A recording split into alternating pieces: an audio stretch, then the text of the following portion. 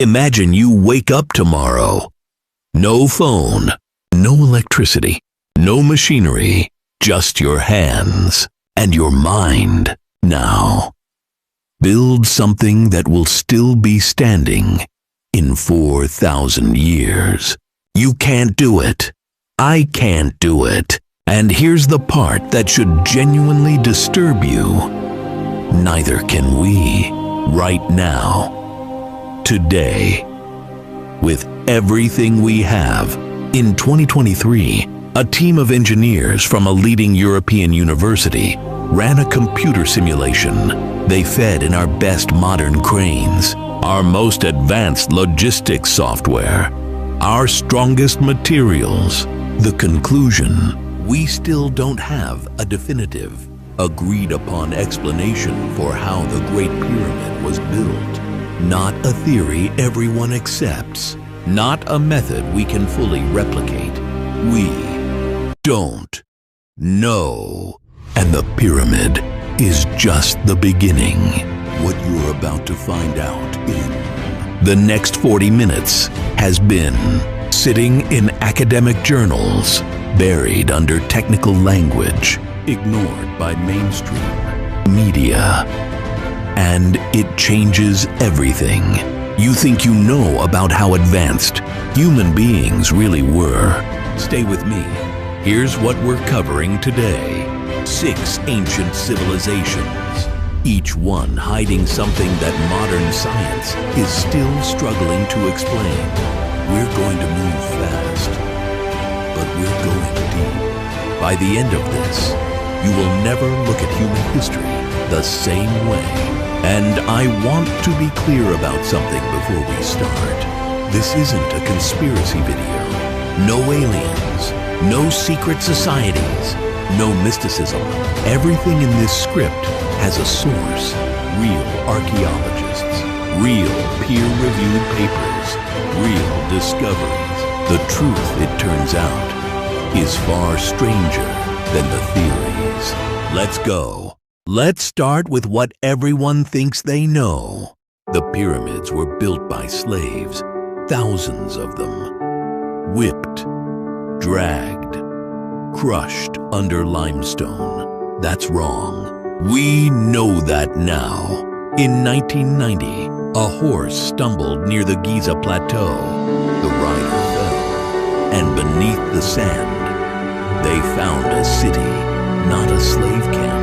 A city, bakeries, breweries, a hospital with evidence of successful surgeries, including amputations with signs of post-operative survival. Medical care. In 2500 BC, the workers who built the pyramids were paid. They were fed. They received health care. The inscriptions on their tombs, found by Egyptologist Mark Lanner and his team, show they had names, ranks, humor. They named their work gangs things like Friends of Khufu and Drunkards of Menkaure. These were not broken men. These were specialists.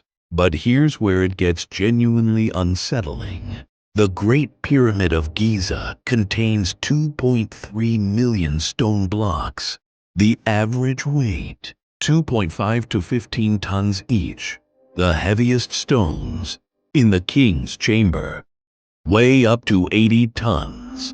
And they were sourced from a quarry 500 miles away. Now, the pyramid was built in approximately 20 years.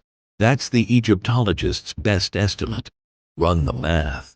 2.3 million blocks, 20 years, 365 days, 24 hours. You need to place one block every single minute, around the clock, for 20 years straight. No coffee break, no weekends. No lunch, one block, every. And here's what makes that number almost impossible to process. Each of those blocks fits against the next one with a tolerance. of less than half a millimeter.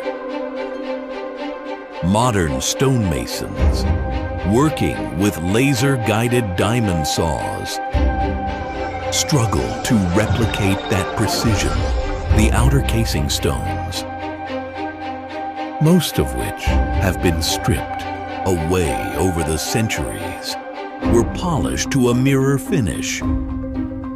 From a distance, the pyramid shone like a star. You could see it from the mountains of Israel, 500 kilometers away. Now, people love to say it was ramps. Simple answer, ramps. And yes, small ramps make sense for the lower levels. But here's the problem nobody talks about: a ramp long enough and shallow enough to drag an 80-ton. King's Chamber, 60 meters. Stone up to the height of would need to be over a mile long, and it would require more material to build than the pyramid itself. So the ramp theory doesn't scale, and Egyptologists know this. The current leading hypothesis, proposed by a French architect named Jean-Pierre Houdin, is that the Egyptians used an internal spiral ramp. In 2007, he used 3D computer modeling software, the kind used by aerospace engineers, to simulate the entire construction process. It matched, but we haven't found definitive physical proof yet, because we haven't fully excavated the pyramid. We are afraid to, because if we do, we might destabilize something we don't understand. The most studied structure in human history, and we're scared to look inside it. Let that sink in for a second. But the engineering is almost a distraction, because the real mystery of ancient Egypt isn't how they built things, it's what they knew. The Great Pyramid is a line to true north with an accuracy of 0.05 degrees. The most accurately north-aligned structure on Earth. More accurate than the Greenwich Observatory. Without GPS, without compasses as we know it, without satellites. How? Current did. They tracked a star called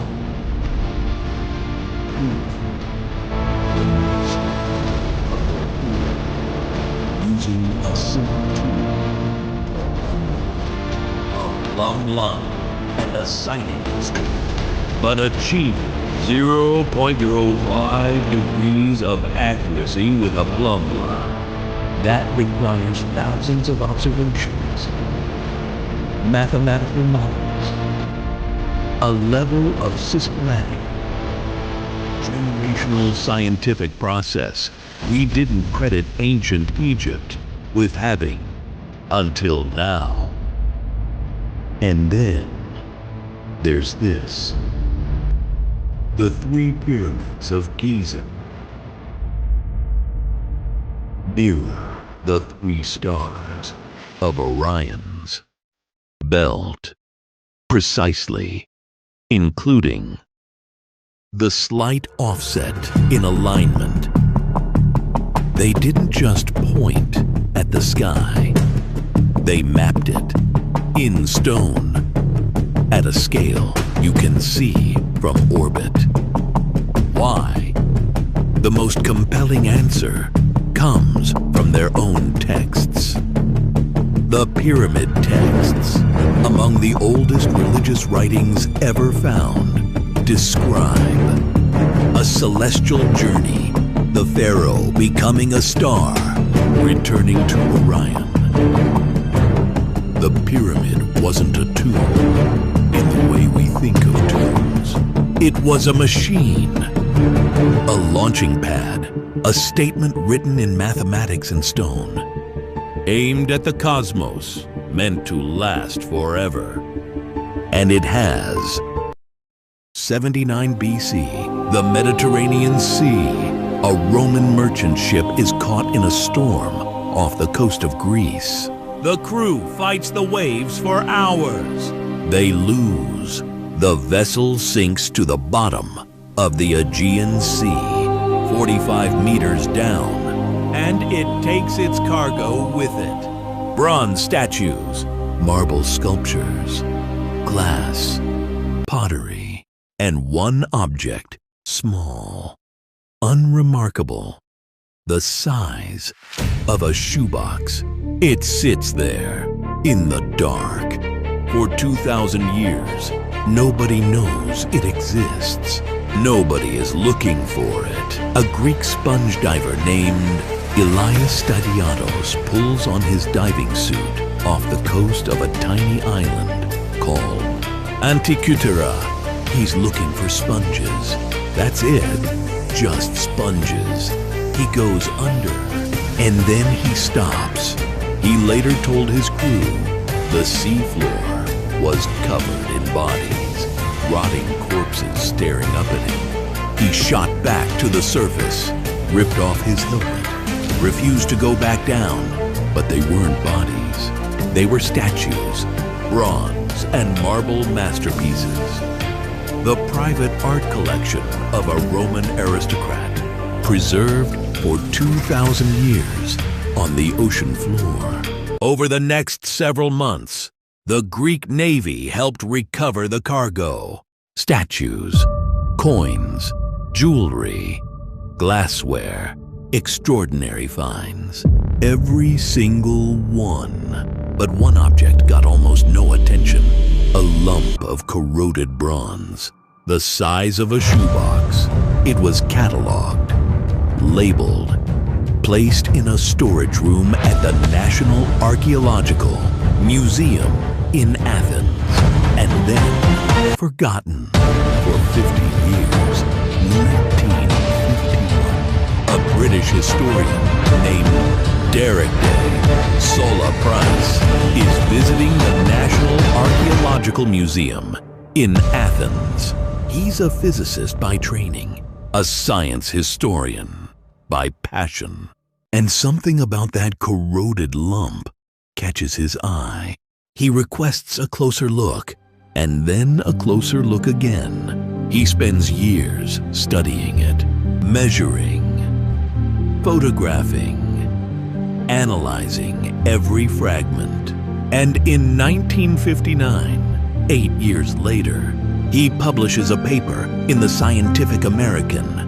He says this object is a mechanical device with gears. The scientific community's response: polite skepticism. A mechanical geared device from 70 BC? Functioning at this level of complexity? Impossible, they said. Our understanding of ancient Greek technology doesn't allow for this. Price kept pushing, and in 1974, he published a full analysis titled Gears from the Greeks. The title alone should have caused an earthquake in archaeology. It didn't, not yet, because nobody had actually seen inside the object. That was about to change.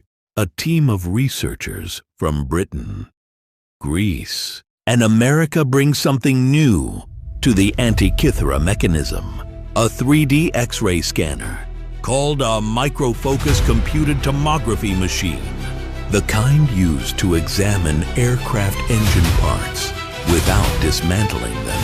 For the first time in 2,000 years, someone is about to see what's inside. The images appear on screen, and the room goes quiet. 37 gears, interlocking, precisely cut, some with teeth 0.5 millimeter in size. But that's not what silences the room. It's the text. On the inside surfaces of the mechanism, hidden for 2,000 years, there are inscriptions in ancient Greek, thousands of characters, instructions, a user manual engraved on the inside of a machine for a device that had been sitting on the bottom of the ocean since before the birth of Christ. And what the manual describes is unlike anything they expected. Let me tell you what this device could do. It could track the position of the sun. It could track the position of the moon.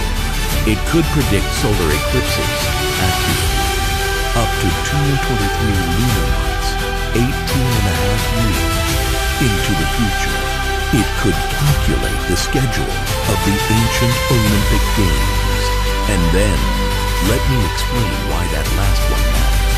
The moon does not orbit the Earth in a perfect circle.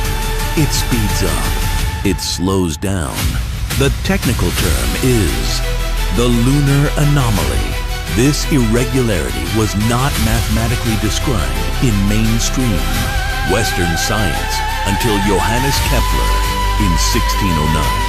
The Antikythera Mechanism modeled it mechanically in 70 BC, 1600 years before Kepler, 2,000 years before we thought this level of astronomical modeling was possible.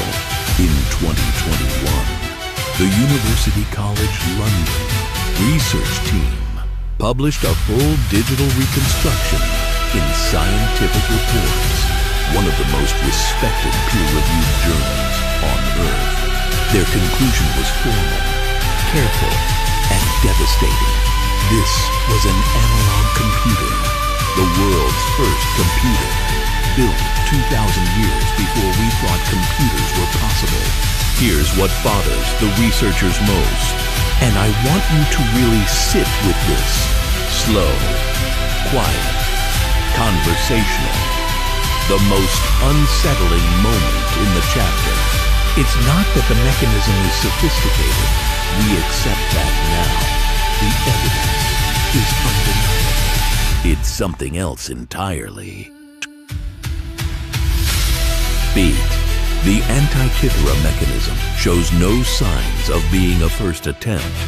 Pause. Think about what that means. When humans develop new technology, we leave a trail. Crude early versions, failed prototypes, simpler predecessors that show us learning, improving, refining, visual, montage. Early aeroplanes versus modern jets.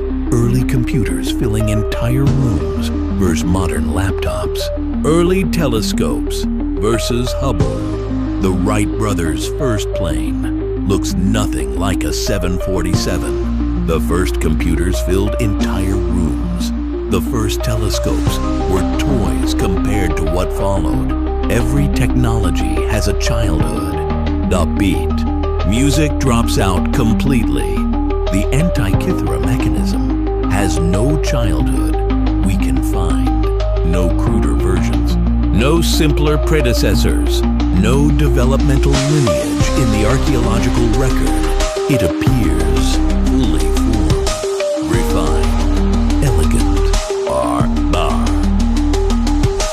Pause, long, which means one of two things. Either we haven't found the earlier versions yet. They're out there, in the ground, in the sea, waiting. Or this knowledge existed for generations, was built upon, was refined across centuries of Greek scientific tradition. And then it was this knowledge existed for generations, was built upon, was refined across centuries of Greek scientific tradition, and then it was lost. The civilization that created it collapsed. The workshops closed. The craftsmen died without passing on their methods. And the knowledge of how to build a working mechanical computer vanished from human history. For 1400 years, 14 centuries of silence, and the only reason we know it existed at all is because a sponge diver's horse stumbled on a shipwreck in 1900. One horse, one stumble. That's all that stood between us and never knowing. Which makes you wonder, what else is still out there? What else? What other machine? What other knowledge? What other computers are sitting at the bottom of an ocean somewhere, waiting for someone to look down? The Antikythera Mechanism was lost when its civilization fell. But what if I told you there's a site on a hillside in Turkey that proves civilization itself is 12,000 years older than we thought, and that someone buried it on purpose? That's Chapter 3. They found it because a shepherd kicked a rock. That's it. No radar, no satellite imaging, no years of academic research pointing to that exact hill in southeastern Turkey. A Kurdish shepherd walking his flock kicked a rock, and the rock kicked back because it wasn't a rock. It was the top of a stone pillar, 12,000 years old. And what that shepherd accidentally uncovered on that hillside in 1994 is, without exaggeration, the single most important archaeological discovery of the 20th century. Most people have never heard of it. That changes right now. The site is called Göbekli Tepe. In Turkish, it means Potbelly Hill, an unremarkable name for the most remarkable place on Earth. It sits in the southeastern Anatolia region of Turkey. Arid, remote, windswept. The kind of landscape that feels ancient just to look at, and beneath its surface, waiting for 12 millennia, was something that demolishes everything. We thought we knew about the origins of human civilization. A German archaeologist named Klaus Schmidt heard about the shepherd's discovery. He came to look, and he never left. Schmidt spent the next 20 years of his life excavating Göbekli Tepe. He called it the most important dig of his career, of anyone's career, when he first saw the scale of what was beneath that hill. The pillars, the carvings, the sheer deliberate architecture of it. He reportedly said, first came the temple, then came the city. We'll come back to what he meant by that, because first, you need to understand what is actually there. Picture a series of circular enclosures, not small ones, each circle between 10 and 30 meters in diameter. At the center of each circle, two massive T-shaped limestone pillars towering, some of them 6 meters tall, the height of a 2-story building, weighing up to 20 tons each. And surrounding those central pillars, a ring of smooth T-shaped stones set into low walls, facing inward like an audience watching a stage. The arrangement is deliberate, intentional, designed. This is not random. This was built by someone who knew exactly what they were doing. Now look closer at the pillars themselves, because they are covered. Every surface carved with extraordinary relief sculptures, animals, dozens of species, rendered with a skill and naturalism that would be impressive from any era. Foxes, lions, vultures with outstretched wings, scorpions, spiders, wild boar, gazelle, ibis, crocodiles, Not crude stick figures, not primitive scratches, detailed, dimensional, alive, and on some of the larger central pillars, human arms, carved in low relief along the sides of the T-shape, hands, fingers, a belt around a waist. These pillars are not just columns.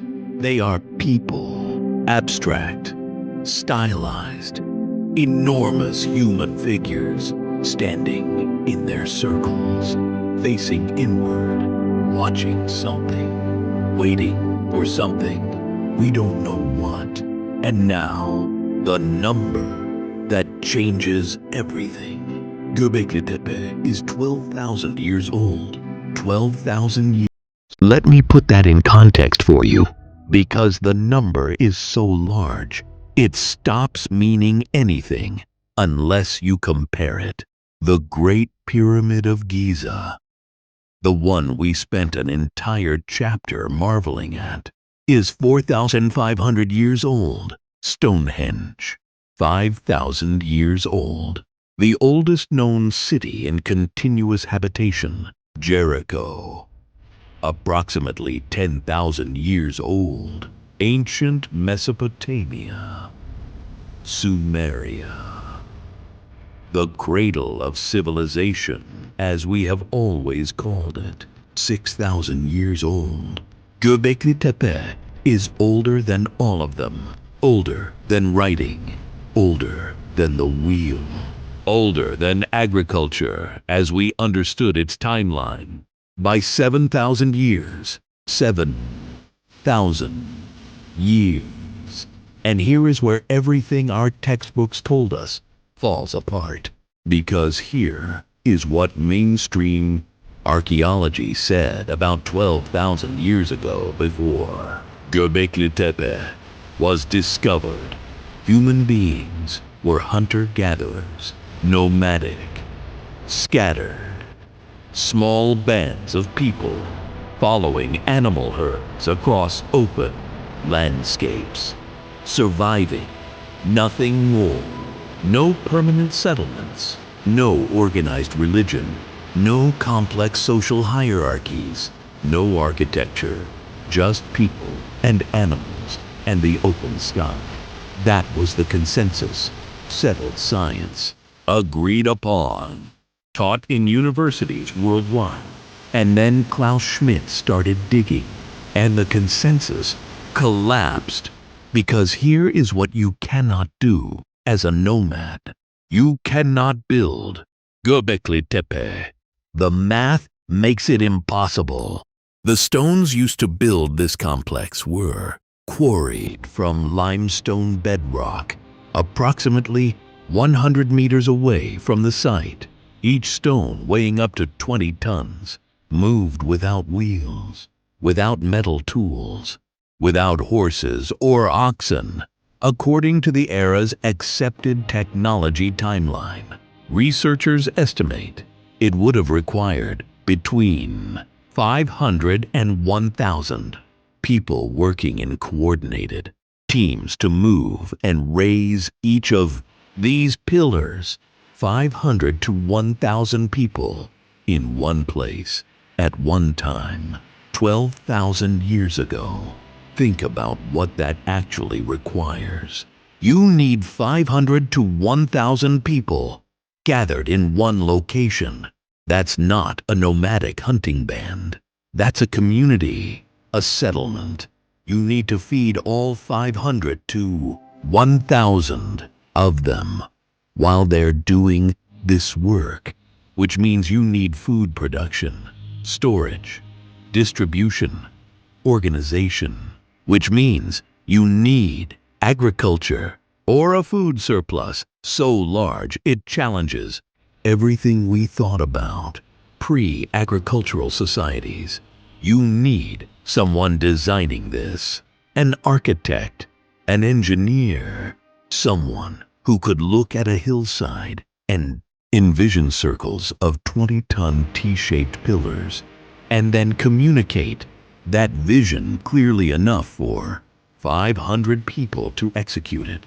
You need someone managing those 500 people, allocating tasks, resolving disputes, maintaining momentum across what must have been months or years of construction.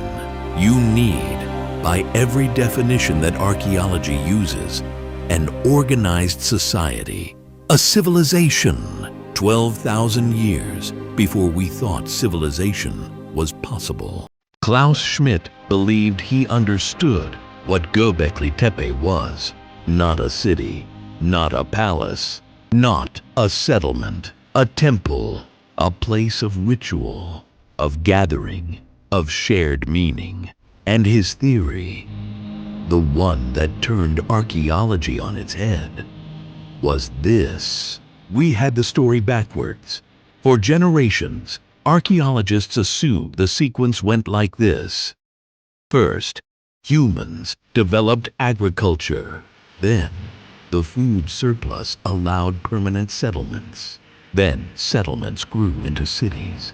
Then, cities developed enough complexity to produce religion, ritual, and monumental architecture. Food first, then civilization, then temples. Schmidt looked at Göbekli Tepe and saw something different. A temple, a place of ritual gathering, built before agriculture, before cities, before what we call civilization, which meant the sequence might actually be: first came the temple, then came everything else. Humans didn't build temples because they had civilization. They built civilization because they needed temples, religion, ritual, shared belief, collective meaning. These weren't the products of civilization. They were the engine of it. That idea is still being debated in academic circles. But here is what nobody debates anymore. Göbekli Tepe exists. It is 12,000 years old, and someone built it. Now I need to tell you about the carvings in more detail, because some of them have been translated, interpreted, and what the researchers found has generated more controversy than almost any other archaeological discovery in history. There is one pillar in particular, called Pillar 43 by the excavation team, sometimes referred to informally as the Vulture Stone. On it, a vulture with outstretched wings, a scorpion, a headless human figure, a circle that some researchers interpret as the sun or the moon. In 2017, a team from the University of Edinburgh published a paper in Mediterranean Archaeology and Archaeometry. Their conclusion: the carvings on Pillar 43 appear to record an astronomical event, specifically a comet impact around 10,950 BC. A comet. 10,950 BC. That date is not random. It corresponds almost exactly with an event that climate scientists and geologists had already identified from ice, cores, and geological records.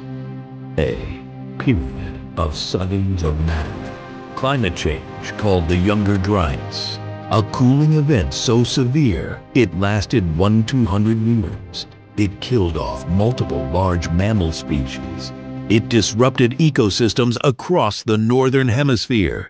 And some researchers have long theorized it was triggered by a comet or asteroid impact. The Edinburgh team's argument: the people who built Göbekli Tepe were recording this event, this catastrophe, this moment when the sky fell. And they were doing something else too. They were tracking the stars, building a record, creating a monument that would carry their astronomical knowledge forward. Whatever came next, whatever darkness followed, they were trying to make sure it would not be forgotten. It gets stranger. Some of the symbols at Göbekli Tepe, the specific animal combinations, the circular arrangements, the central pillar figures, have been found replicated in sites across an enormous geographic range. Sites in the same region showing similar artistic traditions dating to similar periods, suggesting that Göbekli Tepe was not an isolated anomaly.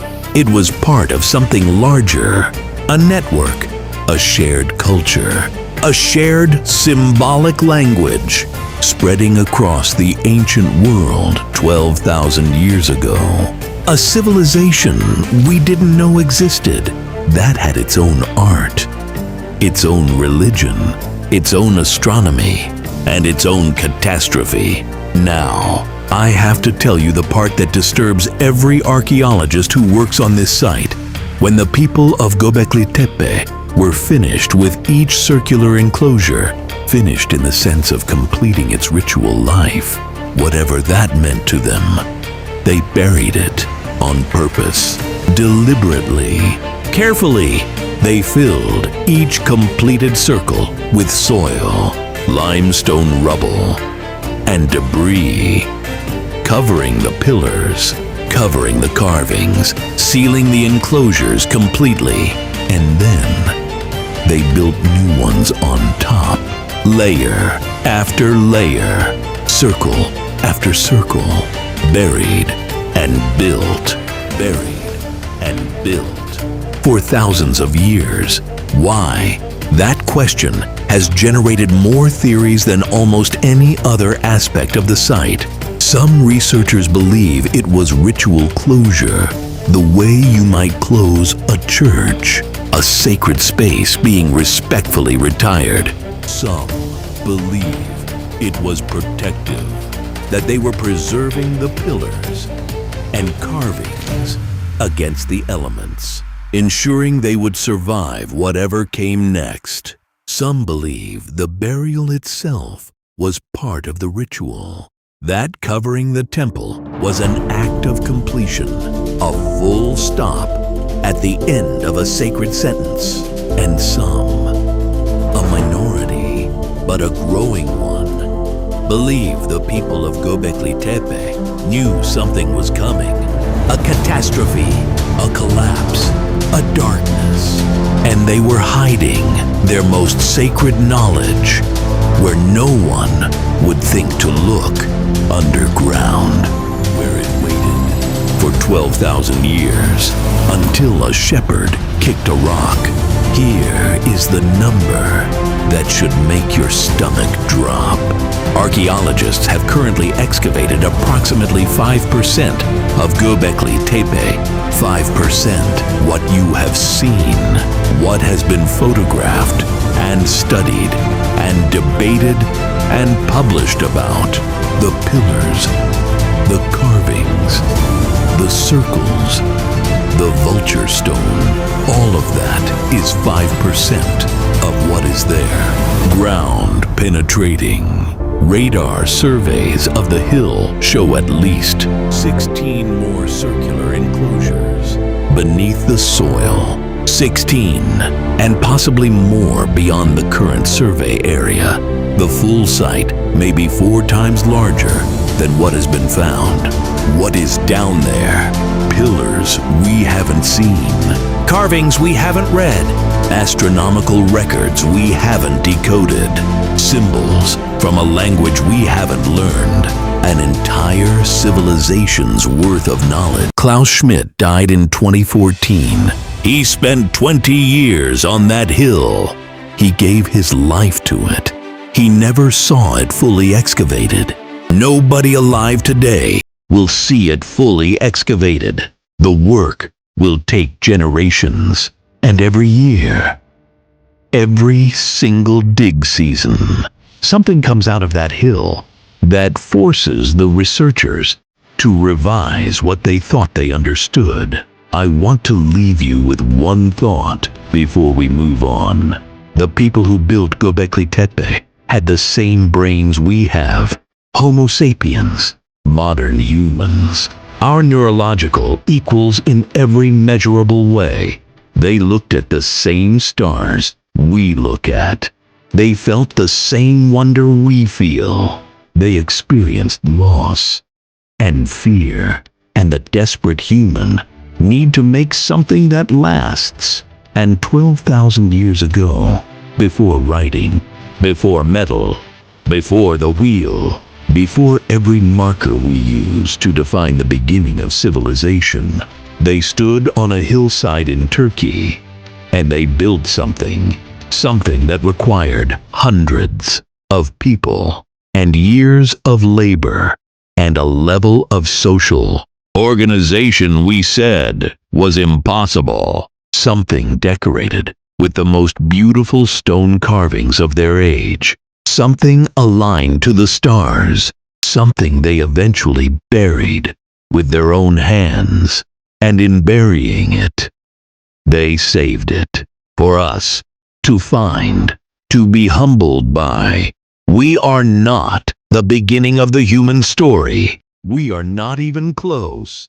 We are somewhere in the middle of a story that started long before we thought it did. And most of it is still underground. Coming up next, Rome. We think of them as roads and armies, and Julius Caesar.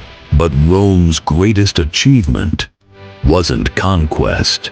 It was chemistry. Specifically, a concrete so advanced that modern engineers spent 20 years trying to reverse engineer it. A material that gets stronger when submerged in seawater, that has lasted 1,800 years without maintenance, and that we still cannot fully replicate today. That is Chapter 4. Everyone thinks they know Rome. Roads, armies, gladiators. Julius Caesar stabbed on the steps of the Senate.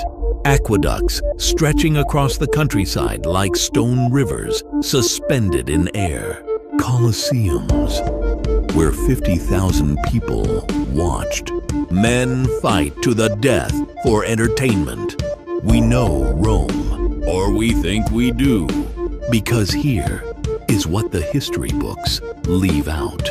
Rome's most extraordinary achievement had nothing to do with conquest, nothing to do with military strategy, nothing to do with politics or law or empire. Rome's greatest achievement was chemistry, specifically concrete. And what they did with it is so advanced that in the year 2025, with satellites and supercomputers and electron microscopes and every tool modern science has available, we are still trying to figure out how they did it. Look at the Pantheon. It stands in the center of Rome, still standing right now, today.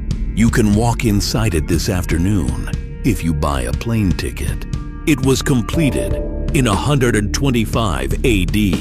That is 1,900 years ago. And at its center, a dome. The largest unreinforced concrete dome ever built. 43 meters in diameter, 43 meters across, with no steel rebar running through it. No modern structural supports. No hidden reinforcement we've discovered. Just concrete. Roman concrete. Poured nearly 2,000 years ago. And here is the detail that stops every structural engineer who hears it cold. The Pantheon's dome has a hole in its center called the oculus.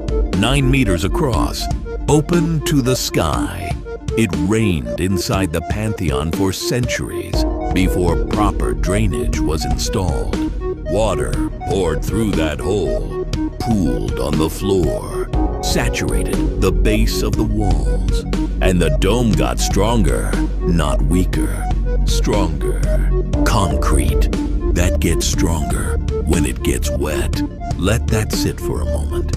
Here is something that should genuinely embarrass us. Our concrete, the material holding up every highway, every bridge, every skyscraper, every building you have ever been inside, has a designed lifespan. 50 years, 100 years, if we're lucky, and maintain it perfectly. After that, it cracks, crumbles, fails. Look at any aging highway overpass, any concrete bridge built in the 1960s. You'll see it.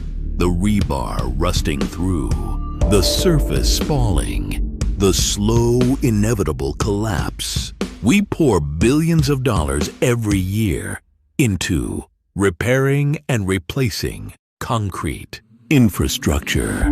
In the United States alone, the American Society of Civil Engineers estimates the cost of deteriorating concrete infrastructure in the hundreds of billions of dollars, hundreds of billions every decade.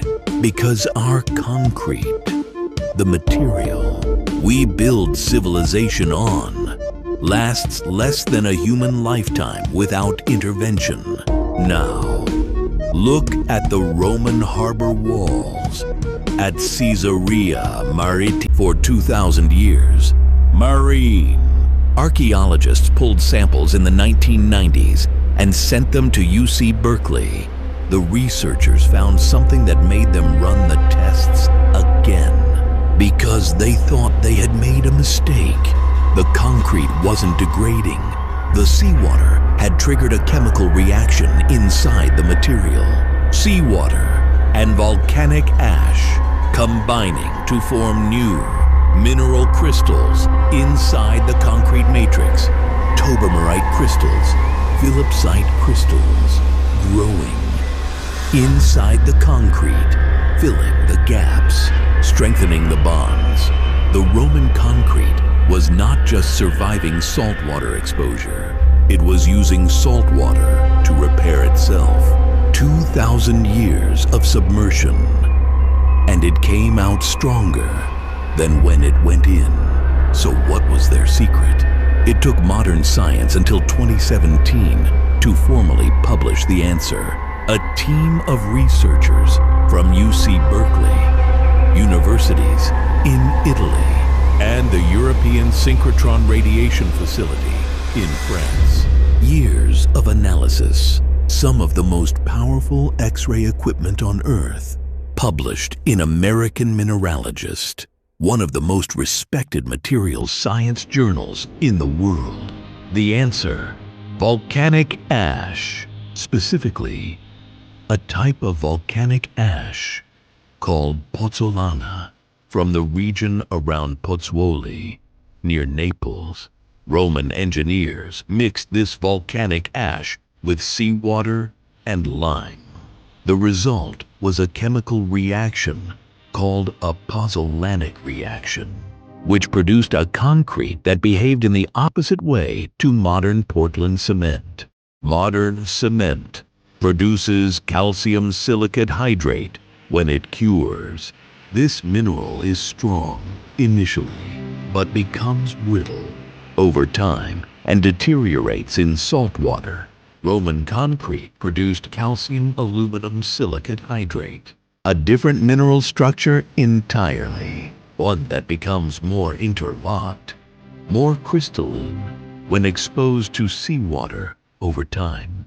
The Romans discovered this not through chemistry as we understand it, but through centuries of observation. They noticed that structures built near volcanic regions lasted longer than those built elsewhere.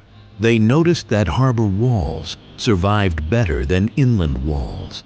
They adapted, they experimented, they refined, and they arrived at a formula so precisely optimized for durability that modern materials scientists, armed with synchrotron radiation and electron microscopes, spent years reverse engineering it. and still cannot fully replicate the conditions of its original manufacture. But here is what almost nobody talks about when they talk about Rome, and it is the detail that genuinely stops me. Roman medicine, not the military, not the roads, not even the concrete, the medicine. Because in museums across Europe and the Middle East, in cases that most visitors walk past without stopping, there are Roman surgical instruments. And when you look at them, really look at them, something deeply unsettling happens. You recognize them. Scalpels with detachable blades for different bone saws with fine-toothed cutting edges, forceps for gripping tissue during surgery, catheters for draining the bladder, vaginal specula, a three-pronged device for internal examination that would not look out of place in a modern gynecologist's office. Cataract needles for couching lens displacement in the eye. Trepanation tools for cutting through the skull to relieve cranial pressure. Roman surgeons performed cataract surgery, cesarean sections, tonsillectomies, dental extractions with specialized elevators and forceps. They treated hernias, set compound fractures, performed amputations, and we have found skeletal remains showing survival and bone healing after amputation. These people lived through Roman surgery. That is not primitive medicine. That is not superstition and bloodletting. That is systematic, evidence-based, tool-refined surgical practice developed across centuries of military medicine. The Roman army was the greatest driver of surgical innovation in the ancient world, and refined into something that, in terms of its instruments and outcomes, would not be out of place in the 19th century operating theater. But here is the moment that floored me more than any other discovery in this entire chapter. A Roman writer named Marcus Terentius Varro, scholar, farmer, one of the most educated men of the late Roman Republic, in 36 BC, 36 years before the birth of Christ, he wrote a book called Rerum Rusticarum on agriculture, and in it, almost as a passing observation about farming near swamps, he wrote something extraordinary. He warned against building farms near swamps or marshy ground, not because of bad air, the popular theory of the era, which gave us the word malaria, from the Italian mala aria, meaning bad air, but because of something else entirely. He wrote that swamps may breed minute creatures which cannot be seen by the eyes, which float in the air and enter the body through the mouth and nose, and there cause serious diseases. Minute creatures, invisible to the eye, entering the body through the mouth and nose, causing disease. He described germ theory in 36 BC, microscopic pathogens, airborne transmission, entry through mucous membranes, disease causation, every element of what Louis Pasteur would spend his time described casually in a book about farming. Pasteur's germ theory was formally established in 1861. That is 1,897 years after Varro wrote it down. Nearly 2,000 years during which people died of diseases that were preventable, plagues that swept through medieval Europe, killing a third of the population, cholera outbreaks that killed millions, childbirth fever that killed countless women, in maternity wards, caused by doctors not washing their hands. A practice that wasn't mandated until Ignaz Semmelweis in the 1840s. All of it preventable. The knowledge was there, written down in a Roman agricultural manual, sitting in a library for 2,000 years. The knowledge was there. It was written down. It was in libraries. It existed in the minds of educated Romans across the empire. And then Rome fell, not in a single dramatic moment, not one catastrophic day. Rome fell slowly, over centuries. Trade routes collapsed, cities emptied. The complex supply chains that kept Roman civilization running. The grain from Egypt, the volcanic ash from Pozzuoli, the bronze from Spain, the medical expertise concentrated in the great cities, all of it fragmented. The specialists died without passing on their knowledge. The libraries burned, were abandoned, were stripped for other uses. The scrolls rotted, and what followed in Western Europe, particularly, was a period of such dramatic regression that historians still debate how to describe it without causing offense. Life expectancy dropped, cities shrank, some were abandoned entirely. Rome itself, a city of over 1 million people at its peak, fell to perhaps 20,000 by the 6th century AD. The complex sewer systems Rome had built stopped being maintained. Waste ran in streets that had once been clean. The surgical knowledge degraded into superstition. Disease was attributed to sin. Treatment became prayer. The concrete formula was lost. Medieval builders worked with inferior materials that crumbled within generations. We didn't just stop moving forward. We moved backward by centuries. And the truly disturbing part is not that it happened. It's that it happened so quietly. Not a fire, not a single catastrophe, just gradual forgetting. The slow erosion of accumulated knowledge. When the civilization that held, it stopped functioning. Rome is not a story about the past. It is a warning about the present.